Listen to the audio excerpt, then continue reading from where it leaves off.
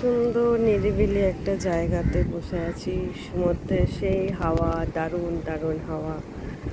আর একান্তে এরকম করে বসে থাকা, এরকম এরকম চেয়ার, একটা আলাদাই আনন্দ, আলাদাই মজা। কিন্তু এই জলে যদি স্নান করা হয় তো স্কিন একদম ডার্ক হয়ে যাবে, পুরো দমে ডার্ক হয়ে যাবে, ব্ল্যাকেট। এখন সমুদ্রতে জোয়ার ভাটা চলছে, যেন জলের এত উথাল পুথাল ঢেউ হচ্ছে, এত উথাল পাথাল ঢেউ।